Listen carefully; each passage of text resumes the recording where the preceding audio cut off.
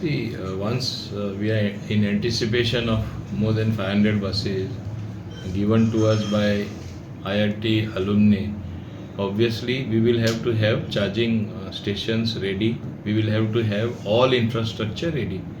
And besides the 500 buses, when our emphasis is to shift to EV buses and even EV four-wheelers and two-wheelers, obviously we have to have charging stations everywhere.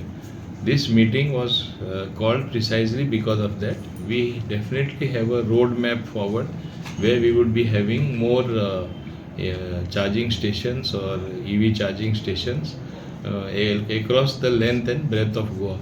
Now, how it is to be done, how quickly it can be done, how transparently it can be done, that is of concern, and that's why this meeting has been convened.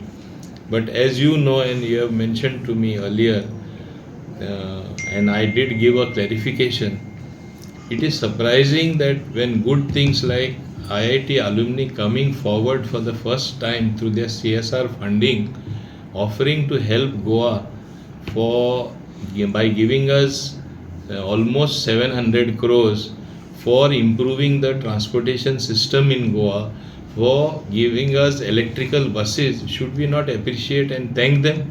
This is an initiative, a rare initiative taken by none other than Puneet Goyal, who is our Chief Secretary, because he himself is an IITian. Because of his batchmate and the friendship he enjoys, he is trying to do something for Goa.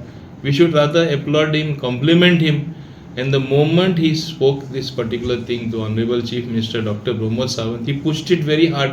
When he mentioned it to me, I also pushed it very hard. So these initiatives are to be appreciated.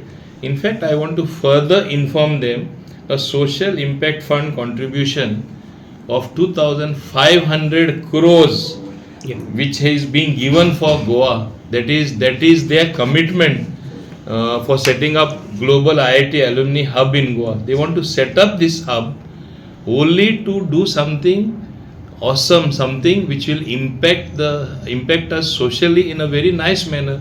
Out of that, since I was the transport minister, I did mention only 700 crores, but they are giving us 2,500 crores. So should not the chief secretary and the chief minister be complimented for this? Should not our government be complimented for doing this?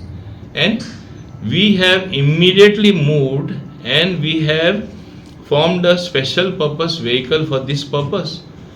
And the whole thing is going to be done by them, and in a very transparent manner. They will only be giving the money. Thereafter, once the money comes in the special purpose vehicle, through a tendering process, they will procure the buses at the best possible prices. There are going to be 4 directors from the IIT alumni. There are going to be 4 directors from the Goa government or the KTC, whom the government thinks fit.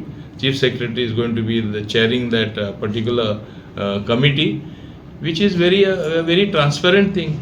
Instead of appreciating this government doing this, it has become a rare habit which was never there before with the opposition. Anything good also criticize. Try to find some speck somewhere and try to build up on that narrative. This is something very wrong. This is bad for democracy or for the real functioning of the administration. It is demoralizing even the officers doing this job. What will the IIT alumni people, office bearers who are in that particular committee feel when they are reaching out to us like in a very forthcoming manner to do something for our tiny state of Goa, which otherwise has very limited resources? We should salute them, we should appreciate them, we should applaud them. Instead, we are criticizing them. What is it that the opposition gets by criticizing for sake of criticizing? Really, I am not able to really understand or comprehend that politics runs in that particular fashion. In a democracy, while you are there to oppose what you feel perhaps is not right, I can understand. Somebody giving us something for free, something where you know transportation system has to be augmented. They are giving you the money and you are criticizing it. So this is not good for democracy. What's your suggestion to those people who are always coming up with such criticisms only, even when it is free? See, that I think you press people have to figure that out instead of asking me what is to be done. It is you who blow up in all the negative things that they try to bring out. In fact, even for better and optimization of the functioning of these buses, where we are able to sort of use them to the optimal level, they are trying to use the imprint of AI, that is artificial intelligence also. In fact, their thinking is very much forward thinking ideas, out of the box thinking, ideas germinating into something which will be really good. We have to appreciate that. But as Pravimal Abhishek, who is my transport director, was telling me, he was in the process of formulating. He said, no, don't move that high in that manner, because people will tend to misunderstand. And he was rightly advised that you will be misunderstood if you try to do too good. Just do in a balanced manner. Are we falling down to this particular stage just because of the lopsided thinking and I would say colored thinking of some people who call themselves the opposition? But will you stop? Do you think that such things would stop the government to? I want to say one thing, none of these people are going to deter us in any way on the path to progress, on the path to development, on being focused to what is to be done for Goa and Goans. Nothing can shake us.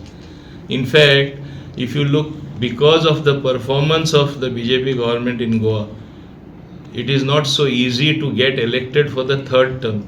Dr. Pramod Sawant in Goa got elected for the third term when the political pundits had written off the BJP, written us off.